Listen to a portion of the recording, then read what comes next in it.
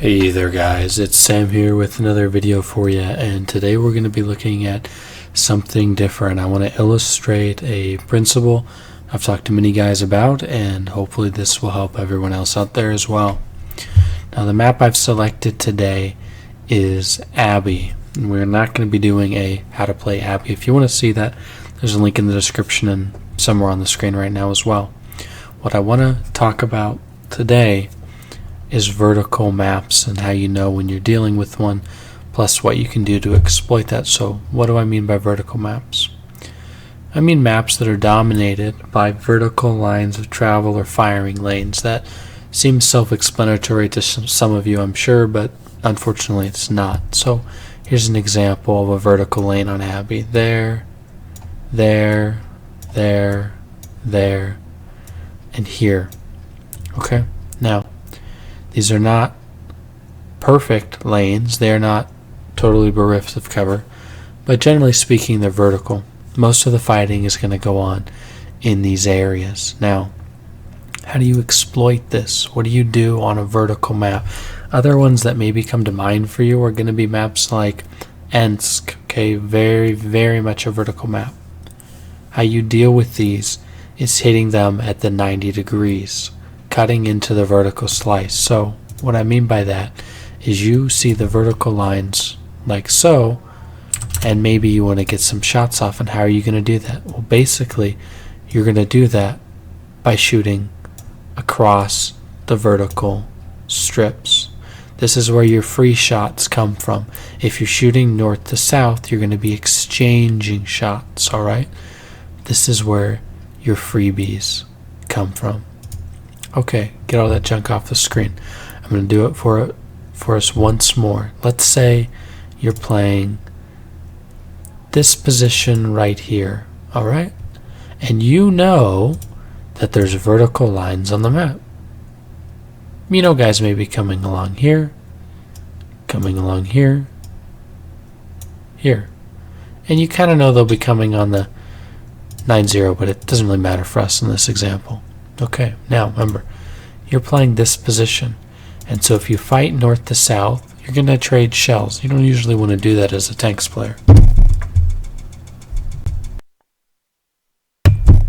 If instead you fight east to west, you have some potential for doing it for free. Any tanks that come into the low ground here, you can blow up. Any tanks that come into the low ground here, you can blow up. Any tanks that come from the 9-0, which is the lane we basically ignored, but if they come from the 9-0, come into low ground and blow up. The other thing that you can do is if you come onto this edge side, you can shoot east to west, but be careful that you're more likely to trade. Hopefully this makes sense. I'm going to give us one more example. Also, I apologize for the popping in the background. I muted my mic for a second, but the radiator is, well, it's very, very excited right now.